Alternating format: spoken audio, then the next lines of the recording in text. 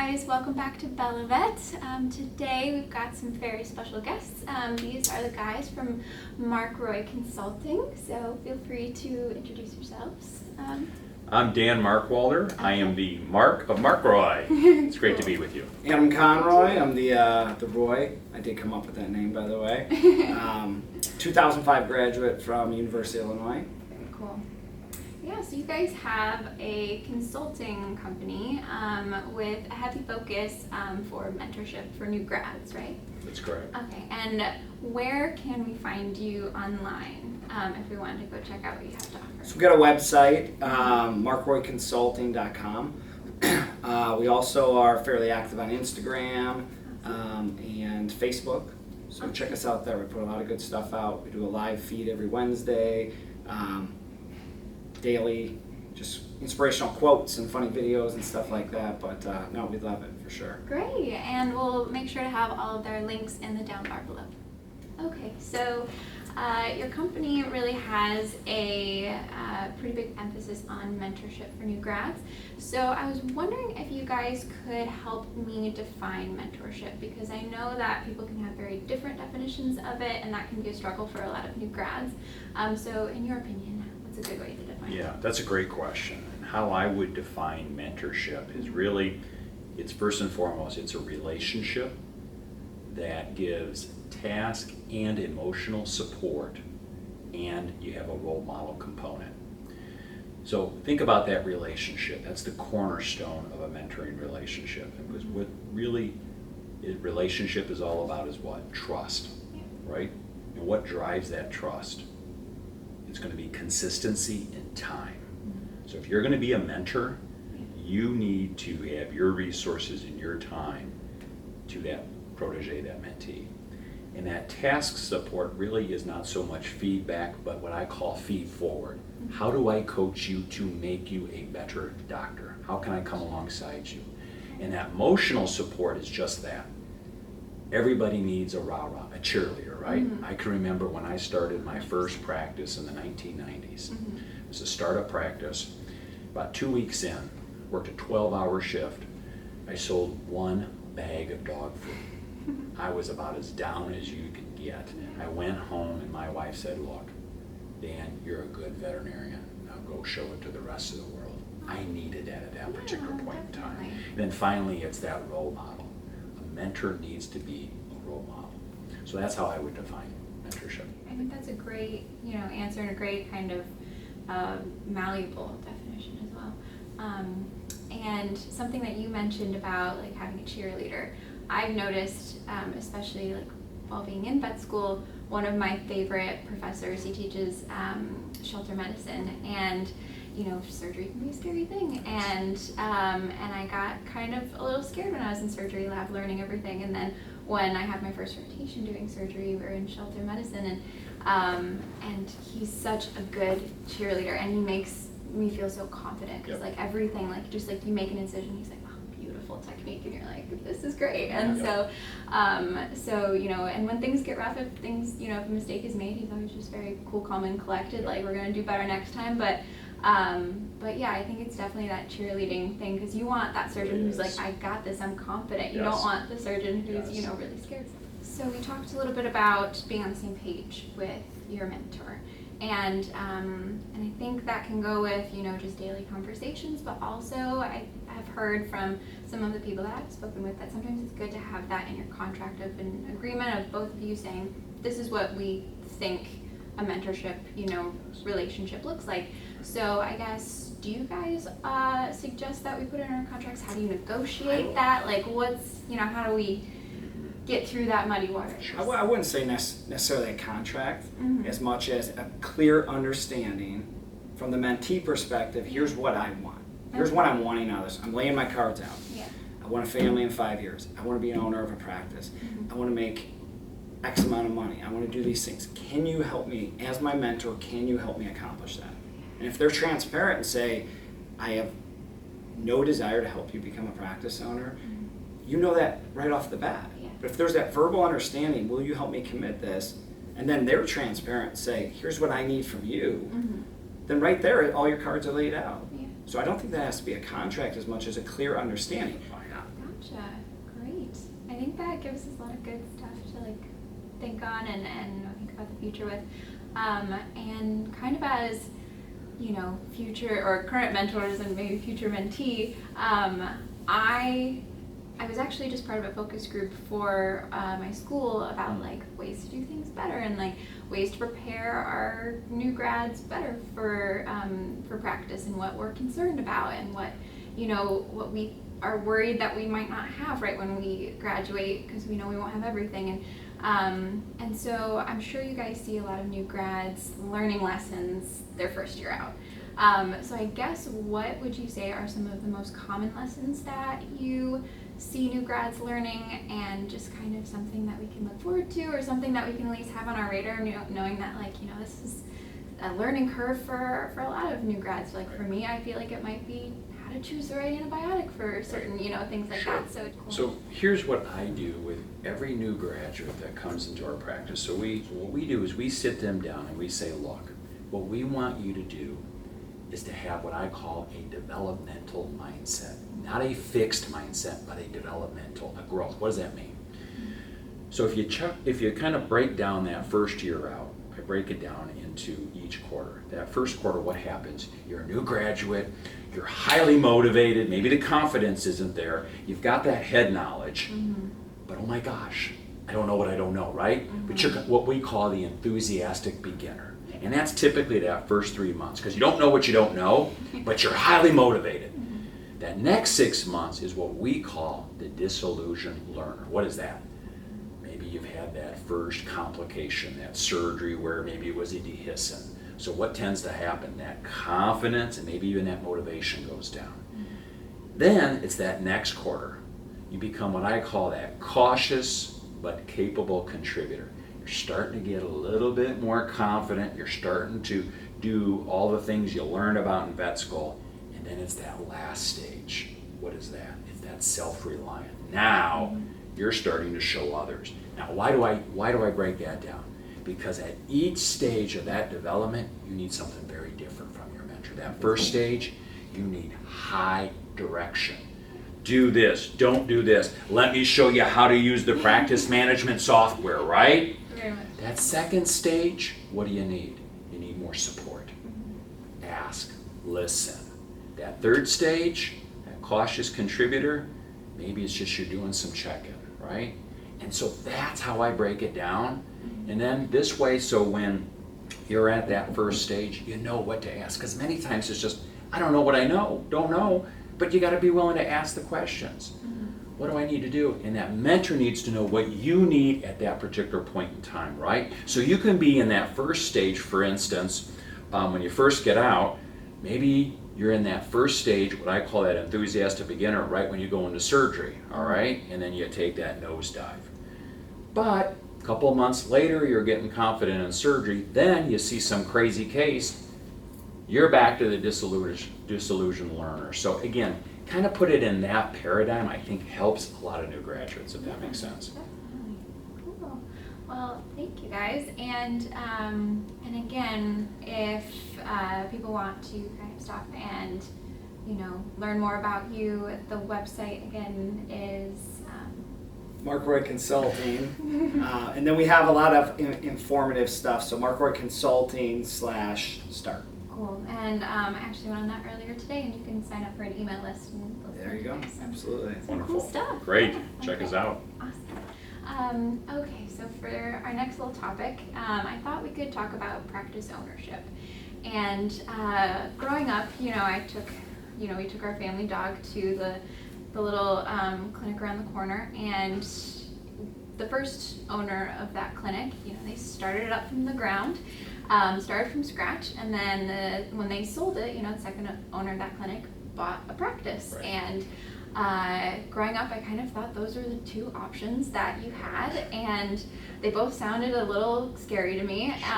And you know, I didn't know if you guys could touch on what all of the options are, because now I've heard little things about like partnering, but I still don't Right. fully understand it. So, Yeah. I'm Sure. sure there's other students that are kind of in the same boat. So if you guys could. Yeah. To answer the heart of your question, if you look at the first one, solo, kind of a startup, what we call in the business world a de novo, which is just a fancy term for a startup. You know, the advantage to a startup is just that you're like the artist, right? You get to build it from ground zero, if you will, right? You get to build it, you get to make it. The disadvantage to that is what's the major reason many startups fail, like in the business world? They run out of cash, right? Cash is king. That's why so many of these Silicon Valley companies eventually go out of business, right? They may have great ideas, but the cash runs dry. And so you have a very, very narrow window where you need to get to cash flow positive. Option number two, which has been a very traditional, I would even call it the most common route up until recently, is to buy a practice, right? To go in as an associate and eventually to buy that practice. Unfortunately, that is becoming less common because when you reach a certain threshold of doctors or a certain threshold of revenue, you have competing interest, i.e. other competition like private equity, like corporate consolidators that can come in there and drive that price up. The third option, which is what we do at our hospital, is partnerships. Out of my 25-year career as a practice owner, 22 years have been through a partnership. So I love partnerships. Why? Because I'm a firm believer it's better to have more hands in the pot, right? So, and what's nice about partnership is that they don't have to necessarily be equal strengths. If anything, we each bring our individual strengths. Like Adam, he loves surgery. Myself, I love building hospitals. I love the business end. Iron sharpens iron. But I will say what's incredibly important for a partnership to work, it's like a marriage. It's a relationship. You have to have similar philosophies, very similar medical philosophy, business philosophy, similar core values. I'm a big culture guy, so very similar values. And I think, you guys really are like speaking to the right person in this, because I really did think it was all 100% ownership, and that was kind of the only way. And I was kind of like, I don't really know if that's for me, because I felt like I would have needed a business degree. I felt like I would have, I felt like I wasn't prepared for that, or I wouldn't be prepared for that. Right. But even me thinking here, like, I think I want to do some stuff before I get to that part of my career, Right. but I'm like, it used to just like not be on the table, and now I'm here thinking like, oh, it might be on the table. So Awesome, so, good, yeah. wonderful, Cool. That's great. Awesome. And one last thing, again, so on your website, you guys, if you sign up for the email, you can get like a toolkit, I believe. Mm-hmm. So let us know a little bit about like what's in the toolkit. Why should we sign up for the email? Yeah, so we have a wonderful toolkit. It's basically a guide, a step-by-step of how to choose the right mentor. Yeah. What is mentorship? Some of the things that we already talked about. So it's a great resource. It's a toolkit.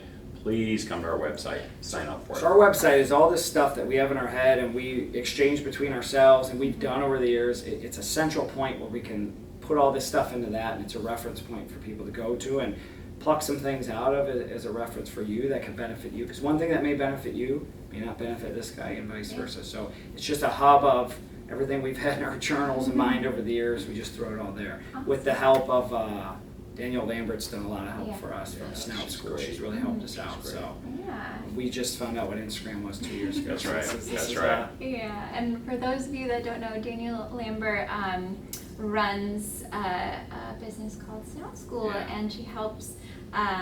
She does so much, but one of the things that I think she does mainly is, she helps a lot of clinics and a lot of veterinary professionals with their social media aspects. Yeah. And she's really amazing. So I will put the link to go sign up for the toolkit in the description bar, and also a little shout out to Danielle putting her Yeah. stuff in there. Absolutely. She taught this 54-year-old man how to do Instagram. Great. So our next little topic is kind of, how do you find a good practice? How do you start, before we find mentorship, before we're practice owners, step one is finding a good place to work. And that's something that in a year, in less than a year really, I'm going to have to try to figure out.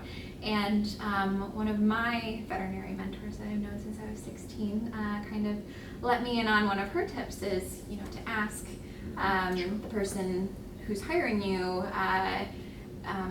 you know, how long has your longest doctor been working for you? You know, and is that representative of most of the staff in this clinic? And that's like a very statistical way to kind of get a very rough gauge for what's the culture like in this Yep. clinic, or just asking what the Yep. culture's like. So that's one that I have in my tool belt, but I'm sure you guys have a lot more to kind of hopefully try to avoid clinics that might Yeah. not work out for you, and, you know, guide you towards clinics that will. So yeah, That's true. any tips would be Yeah, appreciated. one thing we usually talk about is, again, we're going to reference know what you want. Yeah. So again, if you want polar bears and palm trees, but you go to a practice that's on a farm, you're probably not going to be really happy, right? So know what you want, and then it goes back to that initial interview. It's a two-way street. Yeah. So some simple questions. I mean, yeah, what's the average doctor retention? Why are you hiring right now? Mhm. And you hope they're transparent. And you may be like, you know what? I'm burned out. I've been doing this for 40 years. Mhm. I'm hiring you to take my spot Yeah. so I can go fishing. Yeah. Which makes you think, okay, who's going to be mentoring me? Because you just said you mentor. Mhm. The other thing would be in that interview type process. I mean, what's the culture here? What's your core value? There's simple cues you can pick up on, but I think a really, really good way, if you're interested in a place, is an externship. We're huge fans of externship. Absolutely. We're very proud of what we've created in our practices. That's why we offer externships. I want to pull the curtain back. I want you to see. I don't think I can truly reveal to you in an interview Mhm. the strong culture and the mentorship we've developed verbalizing it. Yeah, so here's what we know, right? Here's the facts today. The good news is there's a lot of jobs out there. Yeah. But the bad news is the really good jobs are few and far between. Mhm. So where it starts with, you've got to do your homework. You've got to do the research. Every time I speak with a new grad who's been out for a year, they almost invariably tell me this: I wish I would have went and interviewed and spent less time in practices and fewer practices and done my research instead of interviewing at 8, 9, 10 practices. Interview at less practice, but do your research. Culture. I'm a culture guy. Culture matters. You need to be able to define for me what kind of culture do you want, what do you best thrive in, and then match that with you. So for instance, the best question you can ask is, describe your culture and why I should work in that kind of culture. So for instance, if somebody was to ask that, I would say this: in our culture, our most precious asset is our team members, our support staff. Because my ability to be a good doctor is directly dependent on my support staff. Number 2 are my doctors. Number 3 are my clients. And at the very, very bottom are the partners. My staff is the most important. If I want my clients to be taken care of, I take care of my staff. They take care of my doctors. That's a culture issue. Well, thank you guys, and something that I heard you touch on, which was like, you know, kind of your hierarchy of like importance, and how your staff are really important, and I just felt like that kind of brought something full circle, because something that I touch on for my channel, which is mainly for pre-vet and vet students, was, you know, like an interview for vet school, and, you know, there's parallels to an interview for, you know, your job. And one of the questions that I had been asked was something about leadership, and like what qualities make a good leader. And, you know, I said some stuff, and I didn't exactly like have a perfect answer in my head. And one of the things I ended up saying, which was, you know, I was like, you just have to lead with compassion, because you have to. Absolutely. The same mentor that I had since I was in high school, she said, you know, treat your techs amazing, because they are going to save your butt one day. They will. And I said that in my interview, and one of my interviewees stopped me and goes, I tell every first year class that if you have a problem with the tech, I've got a problem with you. And at that point, I was just like, I might have just gotten into vet school. So, you know, it was just one of those moments where that was something that was so like in the transition between undergrad and vet school for me, and then to have you say it again between, you know, the next transition period of my life, and how that's been a parallel throughout of making sure that the people who are supporting you also feel supported by you. So. To be, you know, I always say, the moment you decided to be a veterinarian, you decided to be a leader. You may be a leader, hopefully one day as an owner, a partner. You're going to be potentially a medical director, that's leadership. You're going to delegate people, that's leadership. To me, what's extremely important for leadership is humility. humility is not thinking about yourself less, it's thinking about yourself less often. And empathy. Those are the cornerstone of true, effective leadership. Well, thank you guys so much for coming on my Hey, channel. Well, thank you. It's been a pleasure. Thank you. Absolutely. So if you guys like videos like this, please like the video and subscribe and check out these guys. We've got the links in the description bar below for their website and the toolkit and all that good stuff. So yeah, thank you guys again. Awesome. Thank you. Thanks so much, Rachel. Absolutely. There Continued you go. success. Thank you. Yeah, guys are welcome back anytime. Thank you. Appreciate it.